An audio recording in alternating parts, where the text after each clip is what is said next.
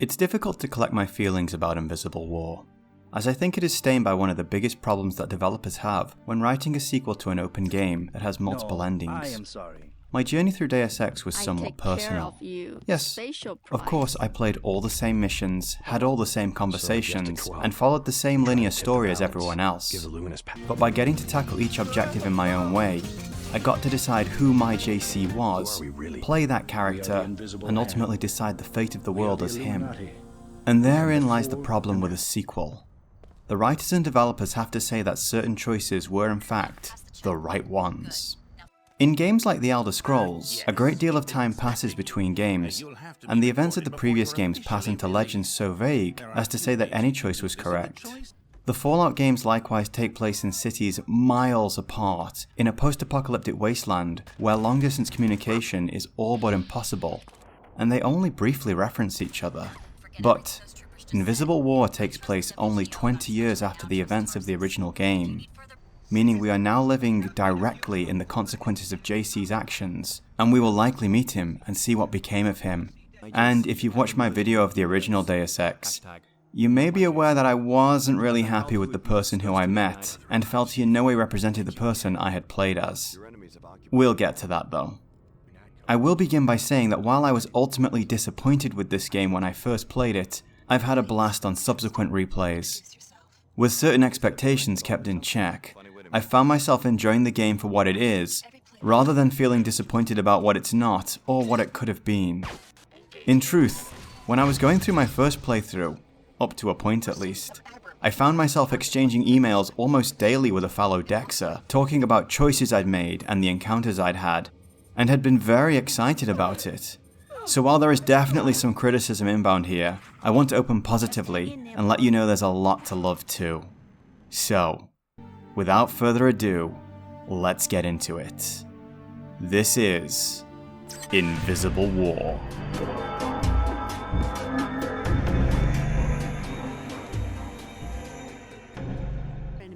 The game opens with a bang. A big bang. As we watch scientists desperately fleeing a building, holding what looks to be a nano-augmentation canister, we hear excited voices talking of evacuation and a terrorist attack. Our setting is an elaborate science fiction vision of future Chicago, right out of Blade Runner, and things have clearly come a long way in the last 20 years and our adventure with J.C. Denton. Then, the unthinkable happens, and an immense grey goo cloud is released from a suicide bomber and begins to consume the entire city. Interestingly enough, grey goo is a real scientific phenomenon, where a nanite swarm consumes everything around it in order to keep replicating itself and further consuming. This would be a world-ending cataclysm, as once the swarm starts, nothing could stop it. As the cloud engulfs everything around it, we see an armed response already too late to do anything about the attack, and people escaping the city via aircraft, and we set our gaze upon a pair of eyes that seem a little special, and dare I say, even a little familiar. And so, we open on a small student dormitory room, and without any more preamble, we are now in control of our new protagonist Alex, who in this game at least, can be either a male or female. This game doesn't mess around from here either. Rather than having a dedicated tutorial area, the first mission doubles as our introduction to the game's systems. Though it is, for better or worse, less stressful than Liberty Island in the first game. We are soon introduced to our supporting cast, and learn that we are a student of the Tarsus Academy, who, amongst other things, upgrade all their students with nano-augmentation. We have a chance to briefly meet our classmates before we learn that whoever attacked Chicago hasn't given up on their prize, and we have our first encounter with the Ordered Church, represented here as fanatical robed figures who we have to fight or outmaneuver to get to safety and escape the facility. In doing so, however, we discover that Tarsus Academy isn't exactly what it seems to be.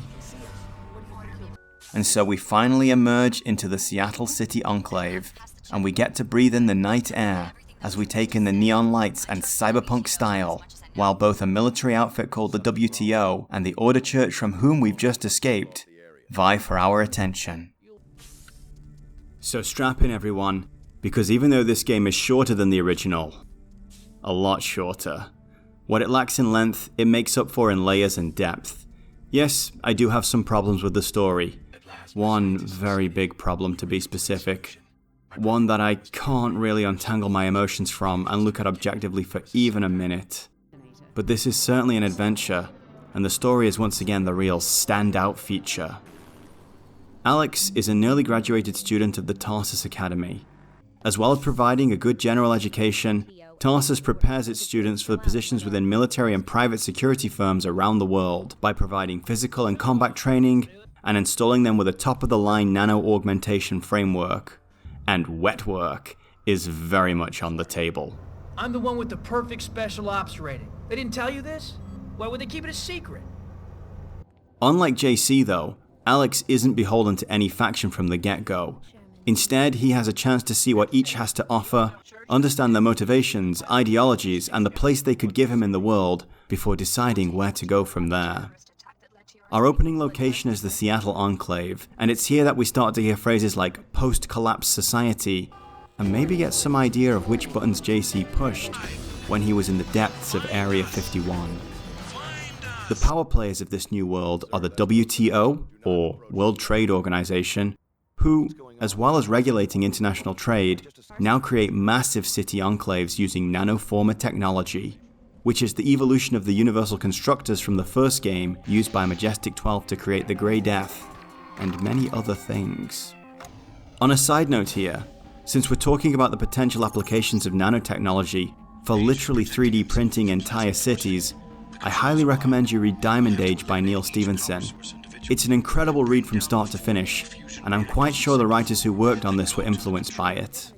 As we explore Seattle, we can see the clear class division, and that it's even more potent than in the first game. Upper Seattle is a science fiction metropolis of neon lights, clubs, trade, and safe streets patrolled by private security and next-generation robots. Meanwhile, Lower Seattle is a slum of broken buildings, sewers filled with dangerous transgenics, and organized crime bosses who flaunt their power openly, heedless of any other authority who could stop them. JC may have chosen Tracer Tong's path of destroying world communications and the unfathomable powers of control they supported, but this isn't the paradise of small, understandable governments and an economy of trade skills that the optimistic Chinese man had envisioned. In the slums of Seattle, we encounter the Order Church again, who now seem to be preaching ideals of a simpler life, free of the trappings of the WTO and excessive consumerism. Here, we also have our first interaction with the Omar, a new, highly augmented species that have connected into a hive mind and specialize in black market trade, especially illegal biomods. The Omar mods are easily the most fun to build your character with, and I've never played this game without using robot domination. Alex has a lot of questions for his former teacher at the academy, Dr. Nassif, and in searching for her, must weave his way through the politics of the Order and the WTO, either pledging his soul to one faction, or walking a difficult tightrope between the two. His search will uncover that Tarsus is just a front for a much larger company called Apostle Corp, as well as the existence of the Knights Templar, another old conspiracy who are now occupied with the eradication of biomodification and are out to murder anyone who has been upgraded by it. His search will take him to Cairo, where he will get involved in a war between rival coffee brands, uncover a Templar plot to murder children at the Cairo Tarsus school, stop a nanite plague much like the Grey Death, and ultimately discover that the primary goal of Apostle Corps and Tarsus is in fact the perfection of universal nano-augmentation that can be distributed to everyone all over the world, and that this was the vision of none other than J.C. Denton. In order to meet him and discover the reason for this, Alex must travel to Trier and locate an alien teleporter that will send him to meet the man himself. The man himself.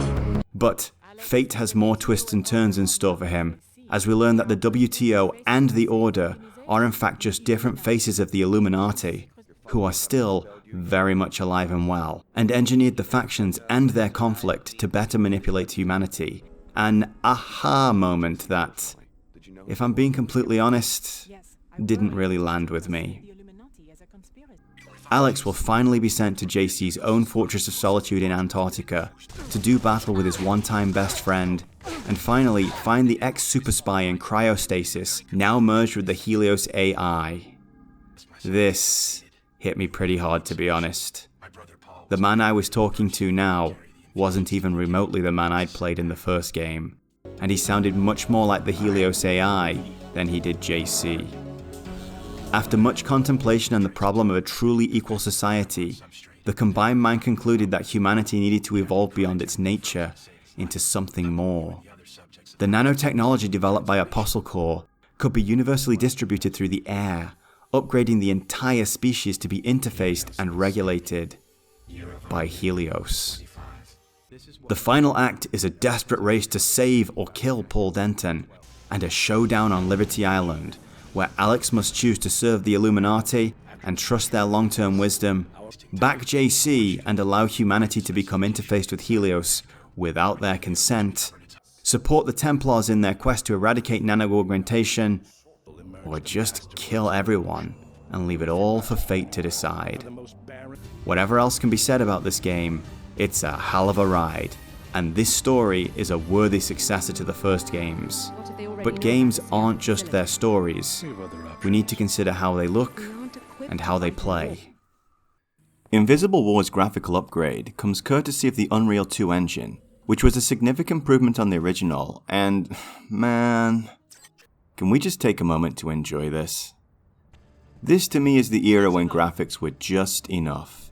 3D models and textures weren't so low resolution as to require our imagination to get a clear picture of what we're looking at, but neither were they so decadent and expensive as to bloat production time and budgets of games to the point that publishers had to start looking for more insidious methods of extracting money out of its properties. We had enough to get a clear picture of what we were looking at, but not so much that we didn't need to get a little innovative with the presentation here and there. Honestly, it really saddens me that this game wasn't moddable like the original, because I could have made something really fun on this canvas. The visuals and animations do get a big and much needed boost, but unfortunately the level design is where most of the compromises were made. Deus Ex combined larger hub worlds, chock full of role-playing and activities, with sprawling dungeons, so well crafted that there was something unique for almost every character build to do. Invisible War, however, was made to run on this thing. And while I enjoy console gaming, they just don't have the power of PCs, and a lot of compromises have to be made when designing games in order to accommodate them.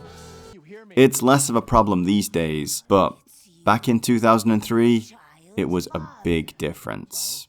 The original Xbox had an NVIDIA GeForce 3 based GPU and 64 megabytes of RAM, which meant larger environments needed cutting into smaller sections, or the console wouldn't have been able to run them. Both the hub worlds and the dungeon areas are subjected to this, and while all of these areas are packed full of options, it definitely feels like your playstyles are more limited for the change. These more tightly packed areas offer less opportunity for the explore and plan first playstyle I talked about in the first game. There's still multiple ways to bypass most enemies and obstacles though, depending on your augmentations and inventory. Whether it's finding a key, using a multi-tool, crawling through air vents, or using your augmentations to dominate robots, hack computers, or simply become invisible and silent, you have plenty of ways to deal with the many obstacles set against you, to say nothing of the option of simply taking out a weapon and removing them forever. On the subject of enemies, this is one area where things feel very different. The early levels will pit you against WTO soldiers and SSC security. These are people just doing a job and can definitely be sympathetic enough to want to bypass them as quietly and harmlessly as possible. The Templars, however, are not sympathetic at all. These are fanatics who have been riled up into such levels of hate that they're willing to slaughter children in a school. Now sure, even these people are humans with a story that brought them to where they are now, but their willingness to engage in murder and torture means I have no problem removing them in the most efficient way possible. Perhaps I should be the better person. Perhaps I shouldn't become the enemy they have imagined. But then, perhaps they shouldn't be so easily led into hate and violence over other people's choices, and maybe even things they can't help but feel. The subject of transhumanism is coming up in our talk about human revolution though, so I'll leave this particular train of thought here for now. On one hand, this is just good storytelling. The enemy engages with me on an emotional level, and my reaction informs how I play the game and the kind of person I become in this world. But, by not wanting to murder my way through the NSF and the UNATCO soldiers in the first game, I was forced into more creative solutions for problems they presented, and as such, spent more time exploring the environments and planning my strategies to reach my objectives. The late game enemies pose a much greater challenge too, with the Templars rocking a new power armor that prevents any kind of quick and silent takedown. This places them in a similar tier to the Men in Black in the first game, and they even self-destruct upon being defeated. I feel like not being able to hack their suits and trigger that from range was a missed opportunity here. The only quiet way around these enemies is with the spy drone mod, which sort of cheeses their AI. The last few missions are swarming with these guys, as well as the Illuminati special augmented soldiers. These can be put down with a well-placed headshot, but immediately erupt into a cloud of lethal nanogas. On Liberty Island especially, it's basically impossible to sneak around these guys without the cloaking augmentation. Sure, most stealth-based players will have this maxed out by this point, but people who want to use the neural interface to hack computers are going to be in trouble. So, I do feel like this game does railroad you into combat much more than the first game. That being said, the combat is also a lot better, though the AI is still a bit janky at times. The hub areas are all wonderfully crafted, and it seems like you can't move 3 feet without stumbling into some new intrigue. Between the Coffee Wars subplot, the Omar needing favors, and all manner of little side gigs, these worlds feel real and lived in. They're exciting and fun to explore. Their only drawback is all the loading screens, but on modern PCs, they don't take that long. There's also a wealth of my favorite kind of storytelling, that being the environmental kind.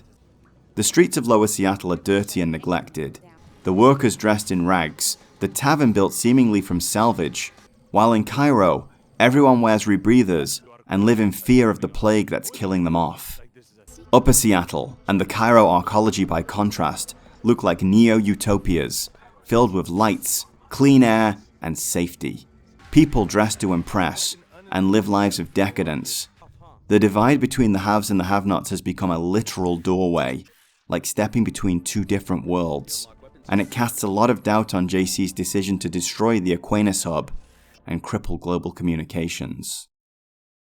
The systems in Invisible War have undergone a process of streamlining. This operates on a kind of less is more basis, and is actually quite common when building upon an existing system. Often making systems more complex creates more potential for things to break or go wrong, while finding ways to simplify things can make them smoother and more accessible to others. That being said, while there are definite benefits to this new system, and some of the features are real improvements, I think this was a step too far. In the original game, we had a fairly complex system of skills and augmentations to create a specialized character build. One issue here was that we were tasked with making permanent choices about our skill allocation before we'd even had chance to play the game in any meaningful way. The opening level was also quite the challenge, which may have alienated quite a few people. Invisible War boils all that down to a 6-slot augmentation system and no skills. There are a selection of 3 choices per slot, 2 requiring regular augmentation canisters and 1 requiring black market canisters, which can usually be purchased from the Omar traders. Also, unlike JC, Alex's next generation biomods are not permanent choices and can be switched out at any time, but you'll need to be careful, as even though there are quite a lot of these canisters around, honestly much more than you'll need if you settle on a build early, you can run out of them if you're constantly switching out your augmentations. The removal of skills has also streamlined combat a lot, and this is definitely one of the areas that saw major improvements from the first game. The need to stay still and take time to aim your weapon, or upgrade your sniper skill to steadily aim down a scope, has been completely removed. As such, even from the start, combat feels smooth and has much more of a first-person shooter feel to it.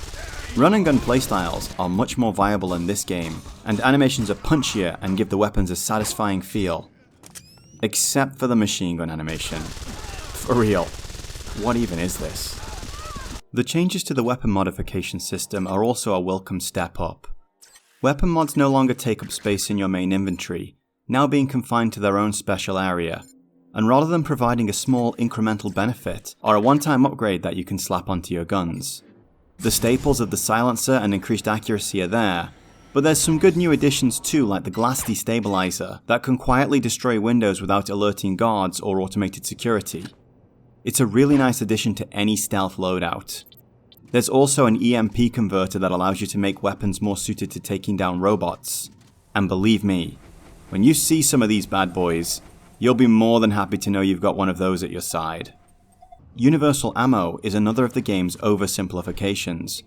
And sure, in a world where entire cities are being formed out of nanotechnology, I can kind of get behind a one-size-fits-all solution to many problems. But when your ammunition for your pistol is the same as your flamethrower, that just doesn't make a lot of sense. In the game, they are referred to as plasma clips, but the weapon projectiles don't show that. Also, from a gameplay standpoint, there isn't an actual bullet counter, just a vague energy bar that depletes at different rates depending on which weapons you fire. It also shows you how many clips you have left, which is a little strange given that there aren't any reload animations. Oh, and while we're on the subject of guns, if you're wondering if the tranquilizer crossbow got any better, no. No, it didn't. Then there's your thieving tools. Lockpicks and multi-tools have now been combined into one, and there's no way to reduce the number of tools needed to unlock any specific door. Also, in the first game, you were required to manually input codes you'd learned into the keypads, first checking your data vault for the code, then pressing the buttons on your keypad, or using the mouse cursor to interact with the one on screen. This could be a real problem if you found a code earlier in the level and it got buried underneath more and more data vault entries from emails and data cubes, or even just other codes and passwords. It could get really frustrating, but I did appreciate the immersion. In Invisible War, opening a coded lock is as simple as knowing the password or not. If you've found the password, then the door just works, which is way more convenient, but I do think a little less charming. To top it all off, your inventory is much smaller and more simplified, which makes it a lot easier to handle overall. A lot of these changes may have been to accommodate Xbox users and a pad interface, and certainly things like the combat and the weapon upgrades are much better. But I really think this game suffers for not having any skills, and Alex overall doesn't feel like my character. Of course, I still have the choice to say stealth and low body count versus run and gun, and it's very convenient that as long as I have the right weapons in my inventory, I can switch up my playstyle on the fly. But my issue here is that it doesn't feel like my choices really have that much of an impact on how I play the game. Sure, certain mods are better suited for stealth versus combat, but overall, you'll be fine in whatever situation you land yourself in, regardless of your loadout. Another area of both games that I didn't really touch on quite so much in the first review is the environments and the somewhat decadent levels of interactivity in them. I mentioned how obstacles could be overcome by simply stacking up boxes to jump on, and there's even a strength augmentation to help build this into a real playstyle. This is something of a carryover from Half-Life, I think, where moving boxes to solve a puzzle was very much a thing, and conveniently placed item boxes served to funnel the player down a certain path to their objectives. This was taken to a new level in Half-Life 2 with the implementation of the Source Engine's groundbreaking physics and the gravity gun. Deus Ex 2 also has real-time physics in its environments, and there are several obstructions that simply need shoving out of the way, but the world is filled with so much more than that. There are vending machines full of snacks, computers containing nothing more than personal emails that exist only to give the world a little extra depth. The lights work, the taps work, the toilets work, and you can pick up and move so many things in the world, and it's all there just to add a little extra layer of immersion to the game and contribute to you role-playing as a character in this world. So I think we need to talk about the endings. I understand that cyberpunk in general is a style of fiction told in shades of grey. It is meant as a reflection, and sometimes a satire of real life, and real life doesn't have a neat and tidy ending.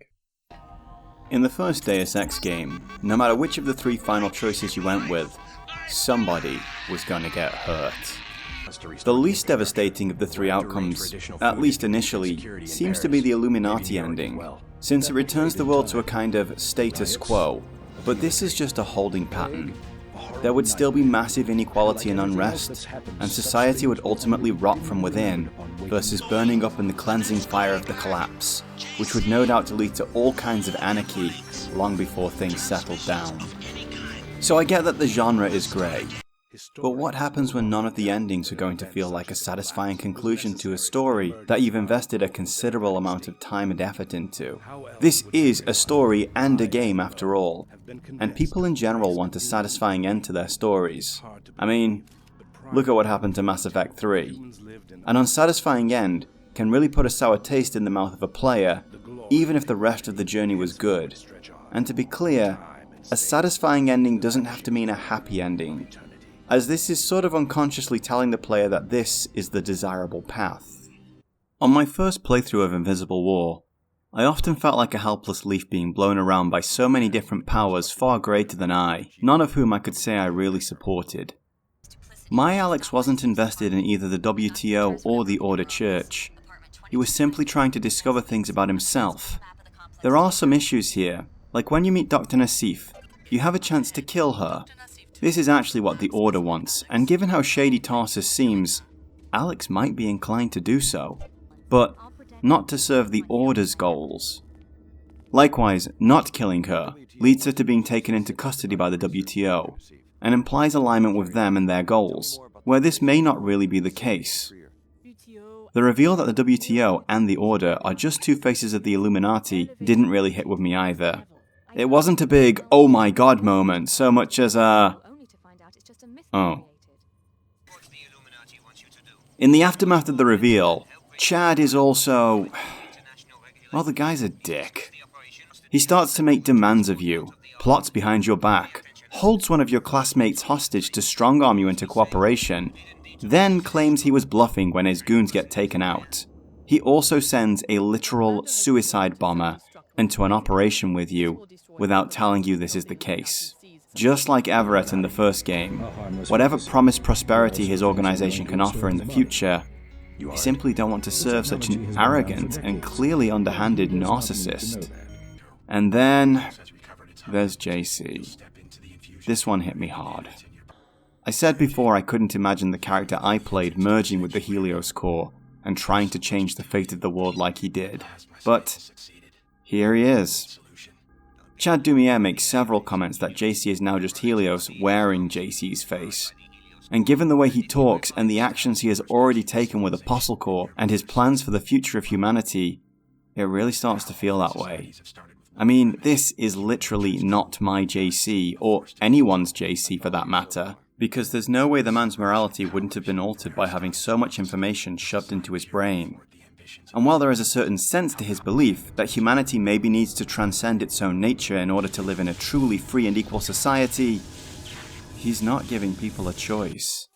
He's just going to send a plague of nanites into the world. People will fall asleep one day and wake up connected to the Helios Collective the next. Their very identities changed into something new. I, and by extension my Alex, simply couldn't be part of that. Helios has spoken. Finally, there is an option to help the Templars, but, I mean, these guys have been unsympathetic, fanatical enemies for the entire game. I can only imagine people joining them through sheer morbid curiosity more than anything else. This culminates with the final mission on Liberty Island, with all the major players gathered and ready to take a snatch for the crown of the world. Despite clearly acting against the best interest of several of these factions, they were still trying to recruit me, trying to get me to do their bidding, and honestly, I just didn't want to be there. In truth, it was kind of depressing. Until this happened. Is that you out there, Alex? I saw one of the leaders go down. They're made of flesh just like you and me. Forget their schemes. Wipe them all out and destroy whatever it is JC Denton built inside the statue. I'm serious. Meet me at the comm van if you want some help. And quite possibly, for the first time in the whole game, I had more agency than I'd had in the previous game. Maybe even more than in any game I've played. Sure, I still couldn't choose what I wanted, but I didn't have to give any of those guys what they wanted either. It was an incredibly liberating experience, akin to simply walking out of a bad job or walking away from a relationship that had become too much work. I was light. I was free. I was a street samurai with a long black trench coat, a laser katana, and a tattoo saying "screw 'em all" written in bold across my forehead. And screw 'em all is exactly what I did. In truth, the outcome to this massacre is far from a happy or satisfying ending, with the world bereft of guidance, descending into chaos, and ultimately becoming a wasteland. In the end, we all went out. But at least I went out on my terms. Honestly, I don't really have an answer for this, beyond expanding the number of factions and possible endings, and I don't think I need to tell you just how much extra work something like that would be. Greater writers than I still wrestle with the problem of ending a story in a satisfying way, and in some cases, it leads to stories going unfinished before the writer's life ends. But it's still worth pointing out, as it did affect my overall experience with the game, especially the first time I played it. So, in conclusion, for all its faults, I love this game. In truth, most of those faults are limitations of the technology of the era and judgments by comparison to its bigger, better, older brother.